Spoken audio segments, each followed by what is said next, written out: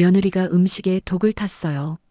추석 아침 차례를 지내고 온 가족이 식탁에 모였습니다. 상에 올렸던 음식을 내려 함께 나눠 먹는 순간이었죠. 시금치나물 한 입 먹은 병든 회장이 갑자기 바닥에 쓰러졌어요. 장남은 비명을 지르며 며느리를 가리켰습니다. 7년간 아이 못 낳는다고 구박받더니 결국 독을 타는구나. 모두가 그녀를 의심했어요. 시집살이로 멸시받던 며느리가 복수한 거라고요. 그런데 30년 충성한 가정부가 부엌 CCTV를 확인하는 순간 전율이 흘렀습니다. 차례상에 올릴 시금치나물에 하얀 가루를 뿌리는 장남의 모습이 또렷하게 찍혀 있었던 거예요. 억울한 누명 쓰고 쓰러진 며느리의 절규부터 아버지 죽여 유산 독차지하려던 장남의 치밀한 계획. 결국 범행이 발각되어 30년 선고받고 무너진 장남의 최후, 가리고 모든 재산 물려받은 며느리의 통쾌한 반격까지 한명절 음식이 폭로한 가문의 탐욕과 진실, 그리고 정의의 심판이 지금 시작됩니다. 오늘 이야기 시작하기 전에 구독과 좋아요 꼭 눌러주세요. 그럼 이야기 시작하겠습니다. 추석 전날 밤 11시 대저택 2층 침실에서 기침 소리가 들렸습니다. 폐암 말기인 회장은 침대에서 몸을 뒤척이고 있었어요. 78세의 그는 의사로부터 이미 시한부 한 달을 선고받았습니다. 회장은 천장을 바라보며 생각했어요. 평생 일군 재산이 500억. 세 아들이 있지만 마음 놓고 물려줄 사람이 없었습니다. 장남 민우는 탐욕스럽고 둘째는 며느리만 남긴 채 죽었고 막내는 무능했어요. 회장의 고통스런 기침 소리에 피 섞인 가래가 나왔습니다. 휴지에는 이미 핏자국이 여러 개 묻어 있었어요. 이번 명절이 마지막일지도 모르겠구나. 회장은 쓸쓸하게 중얼거렸습니다. 그 시각 1층 작은 방에서는 막내 며느리 수연이 천장을 응시하고 있었어요. 32살의 수연은 이 집에 시집 온 지 7년째였습니다. 결혼 초반엔 희망이 있었지만 아이가 생기지 않자 지옥이 시작됐어요. 시어머니는 살아생전 매일 구박했습니다. 시누이들은 노골적으로 무시했고 남편조차 집에 들어오지 않았어요. 특히 장남 민우의 눈빛은 칼날처럼 날카로웠습니다. 쓸모없는 것. 민우가 지나가며 내뱉은 말이 아직도 귓가에 맴돌았어요. 수연은 눈물을 삼키며 이불을 뒤집어 썼습니다. 내일도 또 지옥 같은 명절이 기다리고 있었어요. 새벽 4시 가정부 김 여사가 부엌 불을 켰습니다. 63세의 김 여사는 이 집에서 30년을 일했어요. 회장 아내가 돌아가신 후 집안 살림을 도맡아 왔습니다. 허리를 펴며 김 여사는 한숨을 쉬었어요. 나이가 들수록 명절 준비가 힘들었습니다. 문 두드리는 소리에 고개를 돌렸어요. 수연이었습니다. 며느리 일어났구나. 네, 도와드릴게요. 수연은 피곤한 얼굴로 앞치마를 둘렀습니다. 두 사람은 묵묵히 음식을 준비했어요. 전을 부치고 나물을 무치고 과일을 깎았습니다. 말은 없었지만 손놀림은 능숙했어요. 올해도 도련님만 오시나? 김 여사가 조심스럽게 물었습니다. 네, 큰 형님은 미국에 계시고 막내 형님은 일 때문에 못 온대요. 그래. 김 여사는 한숨을 쉬었어요. 장남만 온다는 건 좋은 신호가 아니었습니다. 오전 8시쯤 외제차 소리가 들렸습니다. 민우가 도착한 거예요. 45세의 장남은 비싼 정장에 명품 시계를 차고 있었습니다. 트렁크에서 작은 보자기를 꺼낸 민우는 집 안으로 들어왔어요. 표정이 심상치 않았습니다. 아버지, 왔습니다. 민우는 2층으로 올라가 침실 문을 두드렸어요. 들어와라. 힘없는 목소리가 들렸습니다. 민우가 문을 열자 회장은 침대에 반쯤 기댄 채 있었어요. 얼굴은 핏기 없이 창백했습니다. 건강은 어떠세요? 보다시피 별로다. 오래 사셔야죠. 민우는 거짓으로 웃었지만 속으론 계산하고 있었어요. 아버지가 이번 달을 넘기실까? 유언장은 어떻게 작성하셨을까? 차례 준비는 되고 있나? 네. 김 여사랑 수연이가 하고 있어요. 그래. 고생이 많구나. 회장은 눈을 감았습니다. 민우는 방을 나와 부엌으로 향했어요. 김 여사와 수연이 열심히 음식을 만들고 있었습니다. 수연이 고개를 숙여 인사했어요. 민우는 대꾸도 하지 않았습니다. 그냥 차가운 눈빛으로 훑어볼 뿐이었어요. 김 여사, 음식 거의 다 됐어요? 네, 도련님. 조금만 더 하면 돼요. 이것도 상에 올려주세요. 민우는 들고 온 보자기를 테이블에 놓았습니다. 뭔데요? 김 여사가 보자기를 풀었어요. 시금치나물이 담겨 있었습니다. 아버지가 좋아하시는 거예요. 특별히 준비했어요. 제가 만든 시금치나물도 있는데 이걸로 하세요. 아버지 입맛에 맞춰 만든 거니까. 민우는 단호했습니다. 김 여사는 이상하다고 느꼈지만 따를 수밖에 없었어요. 민우가 가져온 나물을 그릇에 담아 상 위에 올렸습니다. 잘 부탁드려요. 민우는 의미심장하게 웃으며 거실로 갔습니다. 김 여사와 수연은 계속 음식을 준비했어요. 1시간쯤 지났을 때 김 여사가 잠시 화장실에 다녀왔습니다. 그 짧은 틈을 타서 민우가 부엌으로 들어왔어요. 주변을 재빨리 살폈습니다. 수연은 마당에서 과일을 씻고 있었어요. 민우는 재킷 안주머니에서 작은 비닐봉지를 꺼냈습니다. 하얀 가루가 들어 있었어요. 손이 떨렸지만 멈출 수 없었습니다. 이러면 모든 게 내 거야. 민우는 차례상 위에 시금치나물 그릇을 찾았어요. 자기가 가져온 바로 그 나물이었습니다. 살짝 들어올린 민우는 하얀 가루를 나물 위에 솔솔 뿌렸어요. 아주 빠르게 그러나 조심스럽게요. 뿌리고 나서 젓가락으로 살짝 섞었습니다. 가루가 나물 사이로 스며들었어요. 그 순간 부엌 구석 천장에 달린 작은 CCTV 카메라가 모든 걸 기록하고 있었습니다.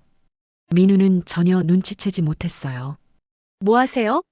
갑자기 수연의 목소리가 들렸습니다. 민우는 깜짝 놀라 돌아섰어요. 아, 아무것도 아니야. 나물이 제대로 담겼나 확인했어. 수연은 의아한 표정이었지만 더 묻지 않았습니다. 민우는 재빨리 부엌을 나왔어요. 심장이 미친 듯이 뛰었습니다. 들켰나? 아니야. 못 봤을 거야. 오전 11시 차례 시간이 됐습니다. 회장은 김 여사의 부축을 받으며 겨우 거실로 나왔어요. 회장님, 천천히 하세요. 고맙네. 회장은 비틀거리며 차례상 앞에 앉았습니다. 민우도 옆에 앉았어요. 수연과 김 여사는 뒤에 서 있었습니다. 차례상은 풍성했어요. 전, 나물, 과일, 떡, 생선. 정성스럽게 차려진 음식들이 가득했습니다. 시작하겠습니다. 민우가 향을 피웠어요. 간단한 절차가 진행됐습니다. 술을 따르고 절을 하고 밥을 올렸어요. 회장은 힘들어하면서도 예를 다했습니다. 15분쯤 지나 차례가 끝났어요. 이제 상을 내려 다 같이 먹읍시다. 민우가 말했습니다. 김 여사와 수연은 차례상의 음식들을 식탁으로 옮겼어요. 회장은 김 여사의 부축을 받으며 식탁으로 이동했습니다. 회장님, 여기 앉으세요. 회장이 상석에 앉았고 민우는 옆자리에 앉았어요. 수연과 김 여사도 자리를 잡았습니다. 김 여사, 수연이 올해도 수고 많았네. 회장이 힘없이 말했어요. 아닙니다, 회장님. 당연히 해야 할 일이에요.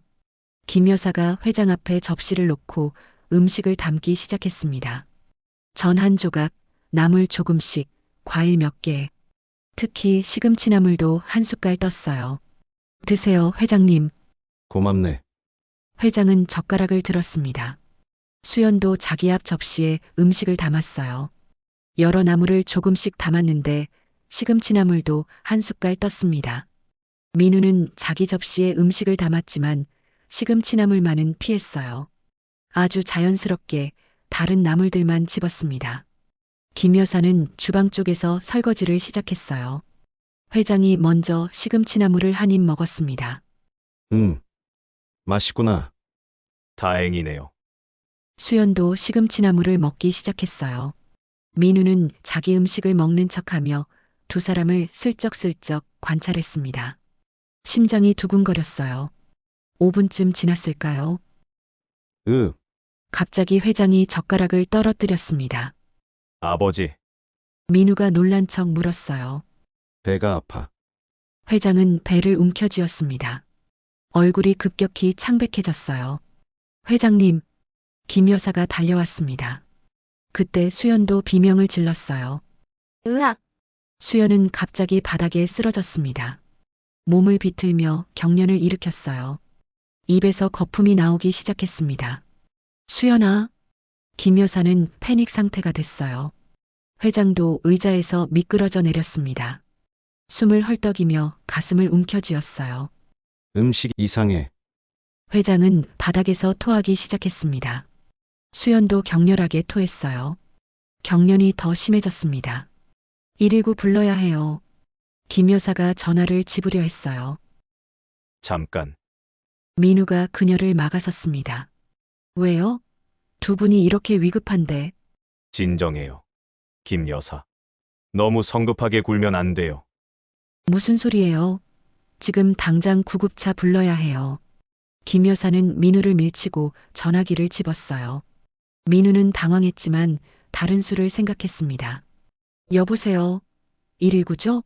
사람이 쓰러졌어요. 김 여사가 다급하게 외쳤습니다. 민우는 주먹을 꽉 쥐었어요. 계획이 틀어지고 있었습니다. 수연은 바닥에서 피를 토하기 시작했어요. 회장도 의식이 흐려지고 있었습니다. 며느리, 회장님, 버티세요. 김 여사는 두 사람을 번갈아 보며 울었어요. 민우는 차갑게 상황을 지켜봤습니다. 그리고 계산하기 시작했어요. 이제 어떻게 해야 하지? 수연이한테 누명을 씌워야 해. 구급차 사이렌 소리가 점점 가까워졌습니다. 구급차가 대문 앞에 멈췄어요. 구급대원 셋이 급히 집 안으로 들어왔습니다. 환자가 어디 있습니까? 여기요. 김 여사가 안내했어요. 구급대원들은 바닥에 쓰러진 회장과 수연을 재빨리 살폈습니다. 혈압을 재고 맥박을 확인하고 동공 반응을 체크했어요. 증상이 심각합니다. 급성 중독으로 보입니다. 중독이요? 김 여사는 충격을 받았어요. 네, 즉시 병원으로 이송해야 합니다. 구급대원들은 회장과 수연을 들것에 실었습니다. 두 사람 모두 의식이 거의 없었어요. 보호자분도 같이 가셔야 합니다. 제가 갈게요. 민우가 나섰습니다. 저도 갈게요. 김 여사도 따라 나섰어요. 한 분만 타실 수 있습니다. 그럼 김 여사는 집에 계세요. 제가 연락드릴게요. 민우는 재빨리 구급차에 올라탔습니다. 구급차가 출발했어요. 사이렌 소리가 점점 멀어졌습니다. 김 여사는 혼자 남겨진 집에서 멍하니 서 있었어요. 식탁 위에는 아직 음식들이 그대로 놓여 있었습니다. 대체 무슨 일이지? 김 여사는 천천히 식탁을 둘러봤어요. 뭔가 이상했습니다. 두 사람만 쓰러졌다는 게 의아했어요. 민우 도련님은 멀쩡한데 말이죠. 도련님은 뭘 드셨지? 김 여사는 민우가 앉았던 자리 앞 접시를 확인했어요. 전, 떡, 과일은 먹은 흔적이 있었지만 나물류는 거의 손대지 않았습니다. 특히 시금치 나물은 전혀 없었어요. 이상하네. 분명 모든 나물을 담아드렸는데. 김 여사는 회장과 수연의 접시를 받습니다. 둘 다 시금치 나물을 먹었어요. 그리고 그 나물은 민우가 가져온 거였습니다. 갑자기 오싹한 느낌이 들었어요. 설마. 아니야. 그럴 리가 없어. 하지만 30년간 이 집에서 일하며 민우의 변화를 지켜본 김 여사는 알고 있었습니다. 그가 얼마나 탐욕스러워졌는지를요. 김 여사는 부엌으로 갔어요. 구석 천장을 올려다봤습니다. 거기 작은 CCTV 카메라가 있었어요. 회장이 5년 전 도둑 사건 이후 설치한 거였습니다.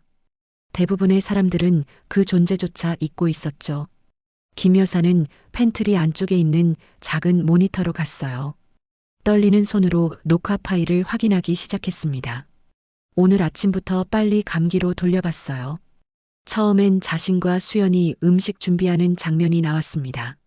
그 다음 민우가 들어오는 장면, 시금치나물 보자기를 놓는 장면, 그리고 김 여사의 눈이 커졌습니다. 화면 속에서 민우가 주변을 살피고는 재킷에서 뭔가를 꺼냈어요. 작은 비닐봉지였습니다. 그리고 시금치나물 그릇을 들어 올렸어요. 봉지를 기울여 하얀 가루를 뿌렸습니다. 젓가락으로 섞는 모습까지 선명했어요. 세상에. 김 여사는 입을 막았습니다. 민우가 음식에 독을 탄 거예요. 자기 아버지를 죽이려고. 김 여사는 온몸이 떨렸습니다. 어떻게 해야 할까? 경찰에 신고해야 할까? 하지만 증거는 이 CCTV뿐이었어요. 잠시 고민하던 김 여사는 결심했습니다. USB를 찾아 녹화 파일을 복사하기 시작했어요. 복사하는 동안 김 여사는 다시 영상을 돌려봤습니다. 몇 번을 봐도 명백했어요. 이 악마 같은 놈. USB에 파일이 복사됐어요. 김 여사는 USB를 치마 주머니 깊숙이 넣었습니다. 그리고 원본 파일은 그대로 뒀어요. 나중을 위해서였습니다. 병원 응급실은 분주했어요. 의사들이 회장과 수연을 급히 치료하고 있었습니다. 민우는 복도에서 팔짱을 끼고 서 있었어요. 표정은 근심 가득했지만 속으론 다른 계산을 하고 있었습니다. 아버지가 돌아가시면 유산은 어떻게 되지? 유 원장은 30분쯤 지나 의사가 나왔습니다. 보호자분, 네, 접니다. 민우가 다가갔어요. 환자 두 분 모두 급성 중독 증상을 보이고 있습니다. 중독이요? 민우는 놀란 척했습니다. 네, 혈액 검사 결과 청산가리 성분이 검출됐습니다. 청산가리요. 네, 치명적인 톡국물입니다. 지금 해독제를 투여하고 있지만 상태가 매우 위중합니다. 의사의 표정이 어두웠어요. 그럼 살 수 있나요? 회장님은 원래 폐암 말기셨고 나이도 많으셔서 솔직히 어렵습니다. 며느리분은요? 며느리분은 섭취량이 적은 것 같습니다. 회복 가능성이 있어요. 민우의 얼굴이 미세하게 굳어졌어요. 수연이 살아난다는 건 변수였습니다. 어떻게 청산가리가 음식에 들어간 거죠? 민우가 물었어요. 그건 경찰이 조사해야 할 문제입니다. 이미 신고했습니다. 경찰이요. 민우는 속으로 당황했지만 태연한 척했어요. 네, 톡국물 사건은 의무적으로 신고해야 합니다. 얼마 지나지 않아 형사 2명이 도착했습니다. 중독 사고 신고 받고 왔습니다. 40대 중반의 강 형사가 수첩을 꺼냈어요. 보호자분이 누구시죠? 저입니다. 피해자의 아들입니다. 사건 경위를 설명해 주시겠습니까? 오늘 추석이라 아버지 차례를 지냈습니다. 차례 끝나고 음식을 함께 먹는데 갑자기 두 사람이 쓰러진 겁니다. 누가 음식을 준비했습니까? 가정부랑 며느리가 준비했습니다. 민우는 자연스럽게 말했어요. 혹시 평소 집안에 갈등이 있었습니까? 글쎄요. 딱히 민우는 잠시 망설이는 척하다 말했습니다. 사실 며느리가 집안에서 좀 소외돼 있긴 했어요. 소예요? 네. 결혼한 지 7년이 됐는데 아이를 못 낳았거든요. 그래서 가족들한테 좋지 않은 시선을 받았죠. 민우는 교묘하게 수연에게 의심의 화살을 돌렸어요. 그 며느리분도 독을 먹고 쓰러졌다고 하던데요. 그건 위장일 수도 있지 않을까요? 조금만 먹으면 되니까요. 근거 없이 추측하시면 곤란합니다. 강 형사는 날카롭게 쳐다봤어요. 아, 죄송합니다. 그냥 제 생각일 뿐입니다. 일단 현장을 확인해야겠습니다. 집에 가봐야 할 것 같은데요. 그러시죠. 민우는 내심 초조했지만 태연한 척했습니다. 형사들과 함께 집으로 돌아왔어요. 김 여사가 현관에서 기다리고 있었습니다. 도련님, 어떻게 됐어요? 아버지 상태가 안 좋으셔. 며느리는 좀 나은 편이고. 회장님. 김 여사는 눈시울이 붉어졌어요. 실례합니다. 경찰입니다. 강 형사가 신분증을 보여줬어요. 가정부시죠? 몇 가지 여쭤보겠습니다. 네. 김 여사는 긴장했어요. 치마 주머니에 USB가 신경 쓰였습니다. 오늘 음식은 어떻게 준비하셨습니까? 새벽부터 며느리랑 같이 만들었어요. 정성껏 준비했습니다. 혹시 이상한 점은 없었나요? 김 여사는 잠시 망설였어요. 지금 말해야 할까? 하지만 아직은 때가 아니라고 판단했습니다. 특별히 이상한 건 없었어요. 음식 재료는 언제 구입하셨습니까? 어제 시장에서 샀습니다. 영수증 있으세요? 네, 있어요. 김 여사는 부엌으로 가서 영수증을 가져왔습니다. 형사는 영수증을 확인하며 메모했어요. 이게 문제의 음식들인가요? 강 형사가 식탁을 가리켰습니다. 네, 그대로 있어요. 국과수에 보내 분석하겠습니다. 형사들은 음식들을 샘플로 채취했어요. 특히 시금치나물도 조심스럽게 담았습니다. 이 시금치나물은 누가 만들었습니까? 그건 김 여사가 말하려는데 민우가 끼어들었어요. 그건 제가 가져온 겁니다. 도련님이요? 강 형사가 민우를 쳐다봤습니다. 네. 아버지가 좋아하시는 거라 특별히 준비했죠. 어디서 준비하셨습니까? 집 근처 반찬 가게에서 샀어요. 민우는 거짓말을 자연스럽게 했습니다. 정확한 주소를 알려주시겠습니까? 강남구 논현동 123번지요. 민우는 즉석에서 주소를 지어냈어요. 확인해 보겠습니다. 혹시 영수증은요? 현금으로 샀어요. 영수증은 안 받았고요. 강 형사는 수첩에 메모했습니다. 그럼 부엌도 확인해야겠습니다. 그러세요. 형사들이 부엌으로 들어갔어요. 여기저기를 살폈습니다. 민우는 슬쩍 김 여사를 쳐다봤어요. 의심스러운 눈빛이었습니다. 저기, 혹시 CCTV 같은 게 있습니까? 강 형사가 물었어요. 김 여사의 심장이 쿵 내려앉았습니다. 민우의 얼굴도 굳어졌어요. 아, 네. 천장에 작은 카메라가 있어요. 김 여사가 가리켰습니다. 녹화는 되나요? 네, 됩니다. 그럼 오늘 영상을 확인해야겠습니다. 지금요? 민우가 끼어들었어요. 네, 사건 수사의 중요한 자료니까요. 하지만 아버지 상태도 안 좋으신데. 그래도 확인은 해야 합니다. 강 형사는 단호했어요. 김 여사는 형사들을 팬트리로 안내했습니다. 모니터 앞에 섰어요. 여기서 확인할 수 있어요. 오늘 아침부터 보여주시겠습니까? 네. 김 여사는 파일을 열었습니다. 민우는 뒤에서 긴장한 표정으로 지켜봤어요. 영상이 재생됐어요. 김 여사와 수연이 음식 준비하는 장면이 나왔습니다. 그리고 민우가 들어오는 장면. 민우는 땀이 나기 시작했어요. 화면 속에서 민우가 보자기를 놓고 나가는 장면이 나왔습니다. 그 다음 중요한 순간이 다가왔어요. 민우가 다시 부엌으로 들어오는 장면. 주변을 살피는 장면. 재킷에서 뭔가를 꺼내는 장면. 민우는 숨이 막혔어요. 하지만 놀랍게도 화면이 갑자기 끊겼습니다. 노이즈가 일더니 화면이 검게 변했어요. 이상하네요. 김 여사가 말했습니다. 왜 그러죠? 카메라가 오래돼서 가끔 이래요. 불안정해요. 김 여사는 거짓말을 했어요. 사실 그녀가 일부러 그 부분을 삭제한 겁니다. 아직은 때가 아니야. 도련님이 스스로 무덤을 파괴해야 해. 민우는 안도의 한숨을 쉬었습니다. 그럼 확인할 방법이 없겠네요. 강 형사가 아쉬워했어요. 죄송합니다. 할 수 없죠. 일단 음식 분석 결과를 기다려야겠습니다. 형사들은 샘플을 들고 집을 나갔어요. 민우와 김 여사만 남았습니다. 김 여사. 민우가 그녀를 불렀어요. 네, 도련님. CCTV가 제대로 작동 안 되는 거 맞죠? 네. 오래돼서 그래요. 다행이네요. 쓸데없는 오해 살 뻔했어요. 민우는 의미심장하게 웃었습니다. 김 여사는 등골이 오싹했어요. 하지만 아무렇지 않은 척 했습니다. 전 병원 갈게요. 회장님 걱정돼서요. 그러세요. 민우는 2층으로 올라갔어요. 김 여사는 민우가 사라지자 치마 주머니에 USB를 만졌습니다. 이게 유일한 증거야. 조심해야 해. 그날 밤 민우는 자기 방에서 초조하게 방을 서성였어요. CCTV가 제대로 작동 안 한 게 다행이야. 하지만 증거를 완전히 없애야 해. 민우는 책상 서랍을 열었습니다. 깊은 곳에서 작은 유리병을 꺼냈어요. 청산가리가 든 병이었습니다.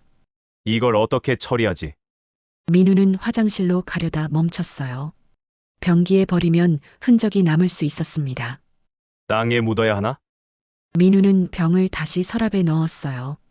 지금은 너무 위험했습니다. 새벽 2시쯤 민우는 조용히 부엌으로 내려갔어요. 쓰레기통을 뒤지기 시작했습니다. 아침에 청산가리를 담았던 비닐봉지를 찾고 있었어요. 하지만 없었습니다. 아무리 뒤져도 찾을 수 없었어요. 어디 갔지? 분명 버렸는데. 사실 그 봉지는 김 여사가 이미 수거해서 숨겨뒀습니다. 민우는 점점 초조해졌어요. 젠장. 그때 복도에서 소리가 들렸습니다. 민우는 재빨리 부엌을 나왔어요. 김 여사였습니다. 그녀는 화장실에서 나오는 참이었어요. 도련님, 아직 안 주무세요? 아, 네. 물 마시러 왔어요. 그러세요. 김 여사는 의미심장하게 민우를 쳐다봤습니다. 뭔가 찾고 있었구나. 두 사람은 서로를 경계하며 각자 방으로 돌아갔어요. 다음 날 아침 민우는 병원으로 갔습니다. 회장의 상태를 확인하기 위해서였어요. 중환자실 앞에서 의사를 만났습니다.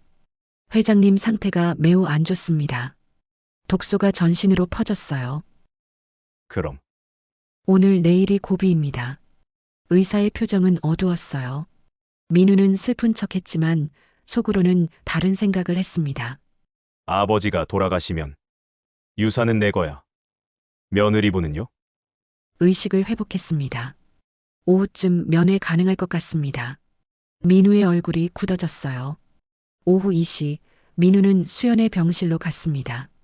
수연은 침대에 누워 있었어요. 얼굴은 창백했지만 의식은 또렷했습니다. 깨어났구나. 민우가 문을 열고 들어왔어요. 수연은 민우를 보자 몸을 움츠렸습니다. 아주버님, 기분이 어때? 많이 힘들어요. 그래. 힘들겠지. 독을 먹었으니까. 민우는 의자에 앉았어요. 그런데 말야, 수연아. 네, 경찰이 너한테 물어볼 게 많을 거야. 수연은 불안해졌습니다. 음식 준비한 사람이 너니까. 당연히 의심받을 거고.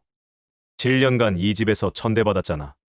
아이도 못 낳고 쓸모없다는 소리 들으면서 민우는 냉정하게 말했어요. 충분히 원한을 품을 만하지. 아주버님 제가 한 거 아니에요. 수연은 울먹였습니다. 나야 믿지. 하지만 경찰은 그렇게 생각 안 할 거야. 민우는 협박하듯 말했어요. 조심해서 대답해. 자칫하면 넌 범인이 될 수 있어. 수연은 온몸이 떨렸습니다. 그때 병실 문이 열렸어요. 김 여사였습니다. 며느리, 김 여사님, 김 여사는 수연을 껴안았어요. 괜찮니? 정말 걱정했어. 네, 괜찮아요.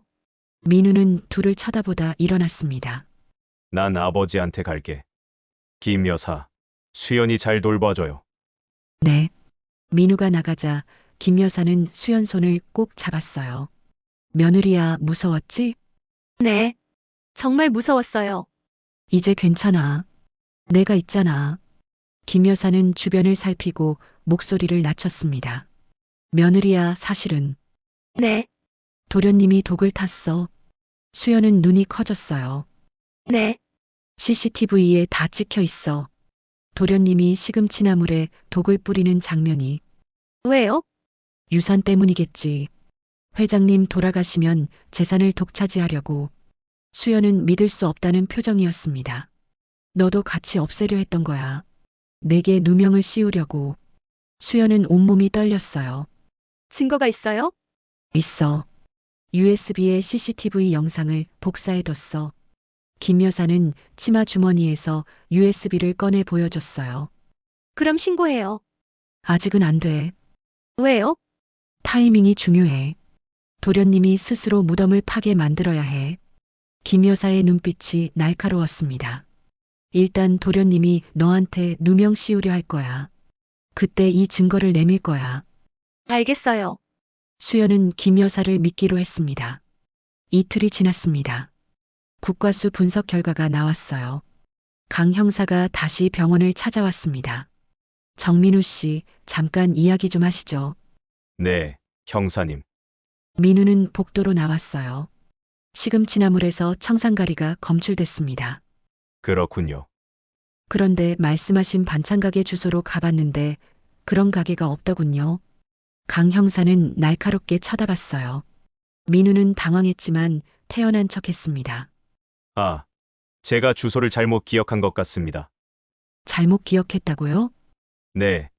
비슷한 가게가 여러 곳이라서. 그럼 정확한 주소를 알려주시겠습니까? 지금은 기억이 잘 안 나네요. 민우는 변명했어요. 이상하네요. 어제 산 거라면서 기억이 안 나신다고요? 아버지 일 때문에 머리가 복잡해서. 강 형사는 수첩에 메모했습니다. 혹시 며느리분과 면담할 수 있을까요? 지금은 상태가 안 좋아서. 괜찮습니다. 간단히만 물어보겠습니다. 민우는 어쩔 수 없이 수연 병실로 안내했어요. 정수연 씨죠? 네. 수연은 긴장했습니다. 몇 가지 여쭤보겠습니다. 어제 음식 준비는 어떻게 하셨습니까? 김 여사님과 함께 새벽부터 준비했어요. 혹시 음식에 뭔가 넣은 기억은? 아니요, 전혀요. 시금치나물은요? 그건 아주버님이 가져오신 거예요. 수연이 대답했습니다. 민우의 얼굴이 굳어졌어요. 맞습니다. 제가 가져왔죠. 그런데 구입처를 특정할 수 없다는 게 이상합니다. 강 형사는 계속 압박했어요. 정민우 씨, 혹시 동행해 주시겠습니까? 조사를 좀 더 해야 할 것 같습니다. 지금요? 네, 지금요. 민우는 당황했지만 따를 수밖에 없었어요. 경찰서 조사실에서 민우는 형사 앞에 앉아 있었습니다. 정민우 씨, 시금치나물을 구입했다는 가게를 찾을 수 없습니다. 제가 착각한 것 같습니다. 2번이나 착각하셨어요? 강 형사는 의심스러운 눈빛이었어요. 혹시 직접 만드신 건 아닙니까? 아니요. 그럼 어디서 났습니까? 정말. 기억이 안 납니다. 민우는 점점 궁지에 몰렸어요. 그리고 이상한 점이 또 있습니다. 강 형사가 서류를 꺼냈어요. 당신은 시금치나물을 전혀 드시지 않았더군요. 그게 가족들은 다 먹었는데 당신만 안 드셨어요. 왜죠? 입맛이 없어서. 그런데 다른 음식은 드셨잖아요. 민우는 말문이 막혔습니다. 정민우 씨, 솔직하게 말씀하시는 게 좋을 겁니다. 전 아무것도 안 했어요. 민우는 버텼지만 땀이 흘렀어요. 일단 오늘은 이만 가보시죠. 하지만 조사는 계속될 겁니다. 민우는 가까스로 조사실을 빠져나왔습니다. 이러다간 들키겠어. 뭔가 수를 써야 해. 민우는 집으로 돌아가지 않고 다른 곳으로 향했어요. 변호사 사무실이었습니다. 변호사님, 도와주세요. 무슨 일이신가요? 민우는 상황을 설명했어요. 물론 자기가 독을 탔다는 사실은 숨겼습니다. 며느리가 독을 탔을 가능성이 높습니다. 그런데 경찰이 저를 의심하고 있어요. 증거가 있습니까? 며느리는 7년간 집안에서 천대받았어요. 동기가 충분하죠. 변호사는 고개를 끄덕였어요. 일단 며느리에게 혐의를 돌리는 게 좋겠습니다. 어떻게요? 언론을 이용하는 겁니다. 민우는 변호사의 계획을 듣고 고개를 끄덕였어요. 다음 날 기사가 나왔습니다. 재벌가 차례상 독살 사건, 며느리 혐의 주목. 7년간 천대받은 며느리, 복수 위에 독극물 사용했나? 기사는 수연을 범인으로 몰아갔어요. 병원에서 기사를 본 수연은 충격을 받았습니다. 이럴 수가. 며느리야, 괜찮아. 김 여사가 위로했어요. 이제 우리도 움직여야 해. 어떡해요? 경찰한테 증거를 제출할 거야. 김 여사는 USB를 꺼냈습니다. 하지만 타이밍을 잘 잡아야 해. 도련님이 완전히 자백하게 만들어야 해. 어떡해요? 도련님을 함정에 빠뜨릴 거야. 김 여사의 눈빛이 날카로웠습니다. 그날 밤 김 여사는 민우에게 전화했어요. 도련님, 제가 드릴 말씀이 있어요. 뭔데요? 며느리가 사실은 독을 탔대요. 뭐라고요? 민우는 놀랐어요. 오늘 며느리한테 물어봤더니 인정하더라고요. 7년간 쌓인 한 때문에. 정말요? 민우는 속으로 기뻤습니다. 네, 하지만 증거가 없어서 고민이에요. 김 여사, 경찰한테 알려야죠. 그런데 며느리가 저한테 해코지할까봐 무서워요. 걱정 마세요. 제가 보호해 드릴게요. 그럼 내일 집에서 만나요. 자세히 얘기할게요. 알겠습니다. 민우는 전화를 끊고 환호했어요. 바보 같은 것. 저절로 함정에 빠지는구나. 하지만 이건 김 여사의 함정이었습니다. 다음 날 저녁 민우는 집으로 갔습니다. 김 여사가 기다리고 있었어요. 도련님 오셨어요. 네. 그래서 며느리가 뭐래요? 일단 앉으세요. 김 여사는 민우를 거실로 안내했어요. 테이블 위에는 술과 안주가 준비돼 있었습니다. 술이요? 도련님 많이 힘드셨죠? 한잔 하세요. 고맙습니다. 민우는 자리에 앉았어요. 김 여사는 술을 따랐습니다. 민우는 단숨에 마셨어요. 그래서 며느리가 뭐래요? 사실 며느리가 시금치나물에 뭔가를 탔대요. 역시. 민우는 흥분했습니다. 하지만 증거가 없어서 CCTV는요? 그게 고장나서 안 찍혔잖아요. 민우는 안도했어요. 그럼 며느리 자백밖에 없네요. 그런데 며느리가 자백을 번복할까봐 걱정이에요. 김 여사는 계속 술을 따랐습니다. 민우는 계속 마셨어요. 점점 취기가 올랐습니다. 걱정 마세요. 김 여사. 제가 다 처리할게요. 어떻게요? 며느리를 압박해서 자백받아내면 돼요. 민우는 술에 취해 말이 많아졌어요. 사실 며느리가 독 탄 거 저도 짐작했어요. 정말요? 네. 7년간 얼마나 한이 쌓였겠어요. 당연히 복수하고 싶었겠죠.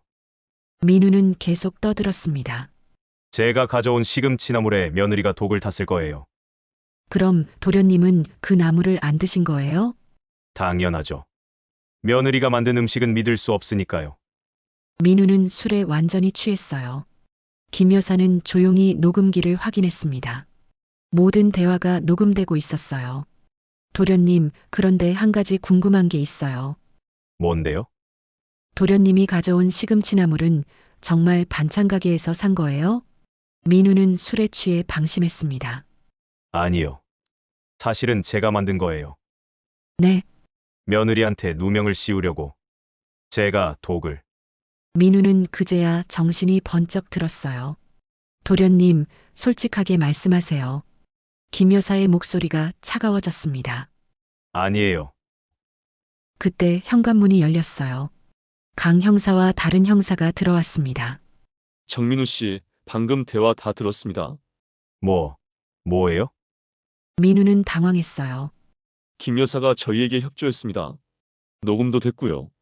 강 형사가 녹음기를 보여줬어요. 아니에요. 이건 함정이에요. 그리고 이것도 있습니다. 강 형사가 노트북을 열었어요. CCTV 영상이 재생됐습니다.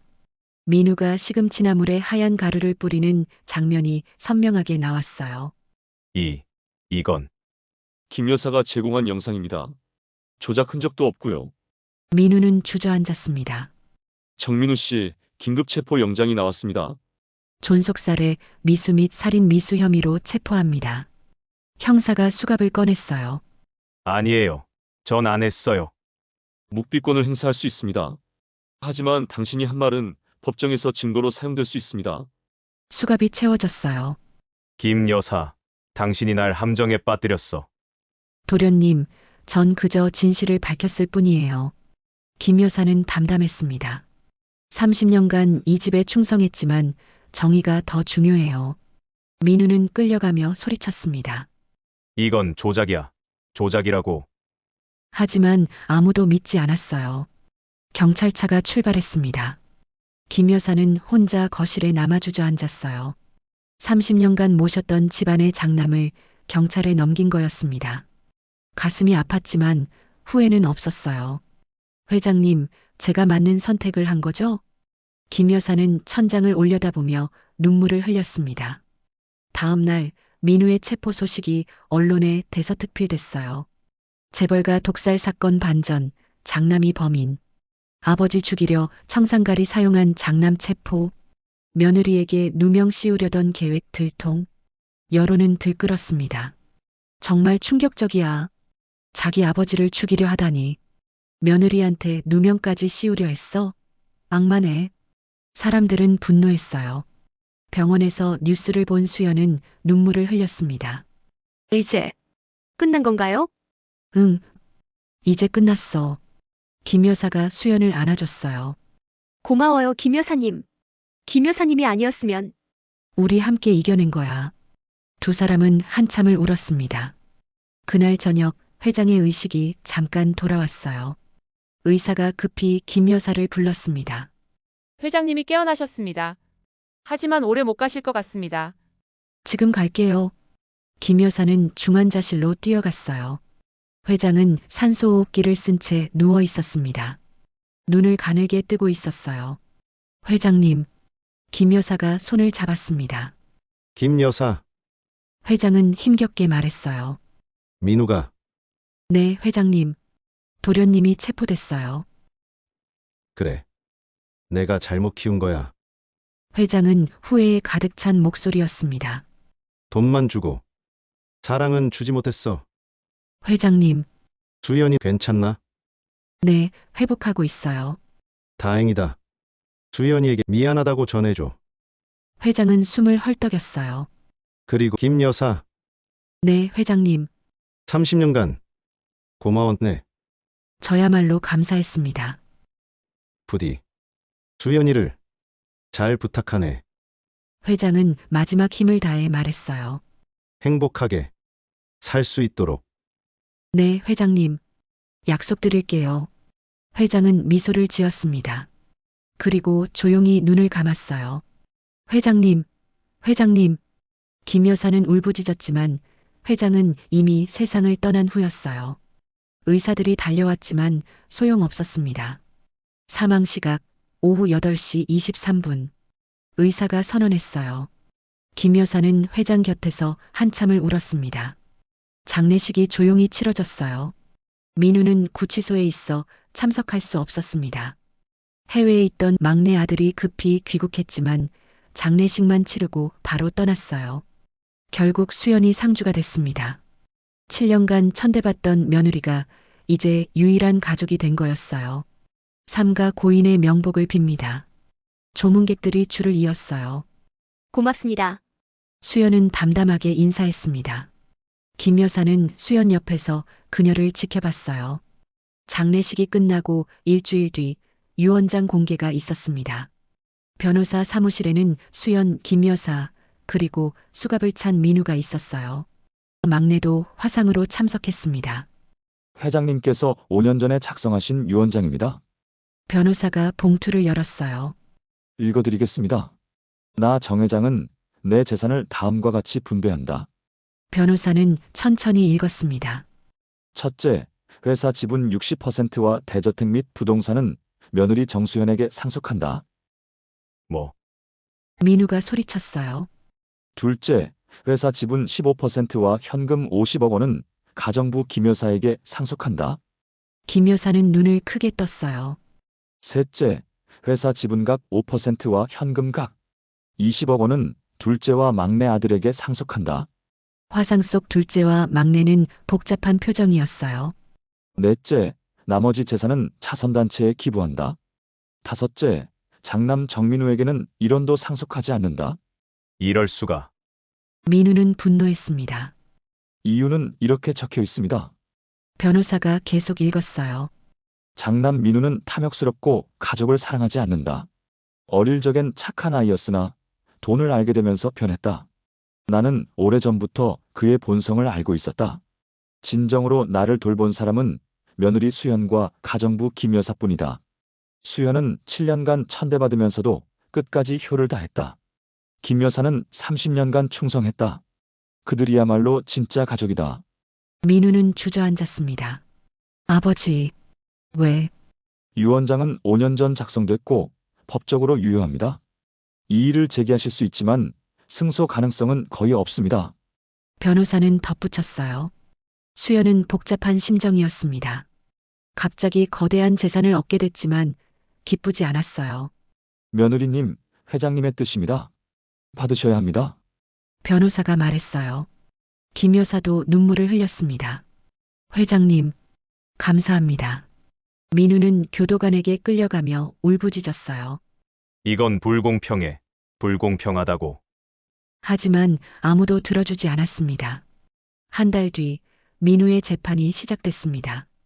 법정에는 수많은 기자들과 방청객이 모였어요. 피고인 정민우는 존속살해 미수 및 살인 미수 혐의로 기소됐습니다. 검사가 기소장을 낭독했어요. 피고인은 부친인 정 회장과 제수인 정수현에게 청산가리를 투여해 살해하려 했습니다. 동기는 유산 상속이었습니다. 방청석에서 웅성거림이 일었어요. 증거를 제시하겠습니다. 검사는 대형 화면을 켰어요. CCTV 영상이 재생됐습니다. 화면 속 민우는 주변을 살피다가 재빨리 주머니에서 봉지를 꺼내 시금치나물에 가루를 뿌렸어요. 2분짜리 영상이었지만 범행은 명백했습니다. 방청석에서 탄식이 흘러나왔어요. 또한 피고인의 방에서 압수한 청산가리 병입니다. 검사가 증거물을 제시했어요. 국과수 감정 결과 이 병의 청산가리와 피해자들 혈액의 독국물 성분이 일치합니다. 그리고 피고인의 지문도 선명하게 검출됐습니다. 증거는 압도적이었어요. 증인으로 김 여사가 나왔습니다. 증인, 당일 상황을 설명해 주십시오. 피고인이 아침에 시금치나물을 가져왔습니다. 그리고 잠시 부엌에 혼자 있었던 적이 있었어요. 그 후 어떻게 됐습니까? 차례를 지내고 음식을 함께 먹는데 회장님과 며느리가 쓰러졌습니다. 둘 다 그 나물을 드셨어요. 피고인은요? 피고인은 시금치나물을 전혀 드시지 않았습니다. 김 여사의 증언은 명확했어요. 다음 증인은 수연이었습니다. 피해자께서는 평소 피고인과 관계가 어땠습니까? 좋지 않았습니다. 7년간 멸시와 천대를 받았습니다. 구체적으로 말씀해 주시겠습니까? 아이를 낳지 못한다는 이유로 늘 무시당했습니다. 피고인은 제가 쓸모없다고 자주 말했어요. 수연의 목소리는 떨렸지만 또렷했습니다. 사건 당일에도 그랬습니까? 네, 병원에서 깨어났을 때 피고인은 저를 범인으로 몰아세우려 했습니다. 그리고 언론에도 저를 범인으로 만드는 기사가 나왔어요. 방청석이 술렁거렸어요. 재판은 3시간 동안 이어졌습니다. 증거와 증언이 쌓여갔어요. 피고인, 최후 진술 기회를 드리겠습니다. 판사가 말했습니다. 민우는 천천히 일어났어요. 얼굴은 초췌했고 머리카락은 헝클어져 있었습니다. 저는 민우의 목소리가 떨렸어요. 저는 욕심이 많았습니다. 아버지 재산이 너무 탐났어요. 동생들과 나눠 갖기 싫었고 며느리도 없애고 싶었습니다. 민우는 모든 걸 자백했습니다. 그래서 청산가리를 샀습니다. 차례 음식에 탔어요. 며느리에게 누명을 씌우려 했습니다. 언론도 이용했고요. 방청석에서 한숨소리가 들렸어요. 하지만 김 여사님이 증거를 갖고 계셨고 결국 들켰습니다. 민우는 주저앉았어요. 죄송합니다. 정말 죄송합니다. 아버지, 수연 씨, 용서해 주세요. 민우는 울먹였습니다. 판사는 잠시 침묵하다 말했어요. 피고인 정민우, 망치 소리가 울렸습니다. 존속살해 미수로 징역 20년을 선고합니다. 피해자 정수연에 대한 살인 미수로 징역 10년을 선고합니다. 합산하여 총 징역 30년을 선고합니다. 다시 망치 소리가 울렸어요. 또한 피해자 정수연에게 손해배상금 10억 원을 지급하라. 민우는 그 자리에 무너졌습니다. 인생이 끝난 거였어요. 방청석에서는 박수가 터져 나왔습니다. 잘 됐어. 악당은 벌 받아야지. 정의가 승리했다. 사람들은 환호했어요. 수연은 조용히 눈물을 흘렸습니다. 복잡한 감정이었어요. 정의가 실현됐지만 한 가족이 무너진 것도 사실이었으니까요. 김 여사가 수연을 안아줬습니다. 이제 정말 끝났어. 법정을 나서자 기자들이 몰려들었어요. 수연 씨, 한 말씀 해주세요. 판결에 대해 어떻게 생각하세요? 수연은 잠시 망설이다 입을 열었습니다. 아주버님이 저지른 일은 용서할 수 없습니다. 하지만 저는 미워하지 않기로 했어요. 기자들이 놀랐어요. 미움은 저만 힘들게 할 뿐이니까요. 진심으로 뉘우치고 언젠가 다시 시작할 수 있길 바랍니다. 수연의 말에 기자들은 감동했습니다. 정말 대단한 분이시네요. 앞으로 계획은 무엇인가요? 아버님께서 물려주신 회사를 잘 운영하고 사회에 기여하고 싶어요. 특히 저처럼 가정폭력과 멸시에 시달리는 분들을 돕고 싶습니다. 수연은 당당하게 말했어요. 그날 뉴스에는 수연의 인터뷰가 대서특필됐습니다. 용서와 화해의 메시지 전한 수연 씨. 7년 천대받았지만 미워하지 않겠다. 정에 실현된 재벌가 독살 사건. 사람들은 수연을 칭찬했어요. 정말 대단한 사람이야. 저런 마음을 가진 사람이 성공해야 해. 본받을 만한 분이야. 판결 후 6개월이 지났습니다. 수연은 회사를 정리하기 시작했어요. 직접 경영할 생각은 없었습니다. 대신 전문 경영인을 고용하고 자신은 이사회 의장만 맡기로 했어요. 의장님, 이번 분기 실적 보고서입니다. 수고하셨어요. 수연은 겸손했습니다. 갑자기 재벌이 된 게 어색했지만 책임감은 느꼈어요. 김 여사는 회사 지분 15%를 받았지만 계속 수연 곁에서 그녀를 도왔습니다. 수연 씨, 너무 무리하지 마. 괜찮아요, 김 여사님. 내가 행복한 게 중요해. 전 행복해요. 정말로요. 수연은 미소 지었습니다. 어느 날 수연은 보육원을 방문했어요. 아버지가 평소 후원하던 곳이었습니다. 어서 오세요. 원장 선생님이 반갑게 맞이했어요. 저는 정수연입니다. 고 정 회장의 며느리고요. 아, 그러시군요. 회장님께서 많이 도와주셨는데 앞으로는 제가 이어가려고 합니다. 감사합니다. 수연은 보육원 아이들을 만났어요. 자신도 한때 비슷한 처지였던 기억이 났습니다. 7년간 천대받던 시절이요. 언니, 안녕하세요. 한 아이가 다가왔어요. 안녕, 이름이 뭐야? 지수예요. 반가워, 지수야. 수연은 아이를 안아줬습니다. 그날 이후 수연은 정기적으로 보육원을 방문했어요. 아이들과 시간을 보내는 게 행복했습니다. 한편 교도소의 민우는 힘든 시간을 보내고 있었어요. 30년 형을 받은 그는 매일 후회 속에서 살았습니다. 정민우 면회 교도관이 불렀어요. 누구죠? 정수연이라는 여자입니다. 민우는 놀랐습니다. 수연이 왔다니. 면회실로 가자 유리창 너머로 수연이 앉아 있었어요. 무슨 일로 온 거야? 민우는 쉰 목소리로 물었습니다. 아주버님께 할 말이 있어서요. 용서는 못해요. 당신이 한 짓은 용서받을 수 없어요. 수연은 단호했습니다. 알아. 하지만 미워하지는 않기로 했어요. 뭐, 미움은 저를 힘들게 할 뿐이에요. 전 이제 행복하게 살고 싶어요. 수연의 눈빛은 평온했어요. 그렇게 말해줘서. 민우는 눈물을 흘렸습니다. 아주버님도 여기서 진심으로 뉘우치세요. 그리고 언젠가 나오시면 새로 시작하세요. 30년 후면 난 이미 늙어 있을 텐데. 그래도 늦지 않았어요. 진심으로 뉘우치면요. 수연은 일어섰습니다. 건강하세요. 수연아, 정말 미안해. 민우는 유리창에 이마를 댔어요. 수연은 돌아서서 면회실을 나왔습니다. 가슴이 후련했어요. 이제 정말 과거를 떠나보낼 수 있을 것 같았습니다. 1년이 지났습니다. 수연은 사회복지재단을 설립했어요. 진심재단이라는 이름으로요. 오늘 재단 설립 기념식을 갖도록 하겠습니다. 많은 사람들이 모였습니다. 고 정 회장님의 뜻을 이어받아 어려운 이웃을 돕는 재단입니다. 수연은 연단에서 말했어요. 특히 가정폭력과 멸시에 시달리는 여성들을 돕고자 합니다. 박수가 터져 나왔습니다. 저도 한때 그런 처지였습니다. 수연은 자신의 이야기를 솔직하게 했어요. 하지만 포기하지 않았고 김 여사님 덕분에 진실이 밝혀졌습니다. 여러분도 포기하지 마세요. 반드시 좋은 날이 올 겁니다. 사람들은 감동했어요. 김 여사는 뒤에서 수연을 바라보며 미소 지었습니다. 그날 저녁 수연과 김 여사는 회장의 묘소를 찾았습니다. 아버님, 저희 왔어요. 수연이 말했어요. 아버님 덕분에 새로운 삶을 살고 있습니다. 재단도 만들었고 많은 사람들을 돕고 있어요. 수연은 눈물을 흘렸습니다. 감사합니다, 아버님. 김 여사도 절을 했어요. 두 사람은 한참을 묘소 앞에 있었어요. 해가 지고 석양이 비쳤습니다. 따뜻한 빛이었어요.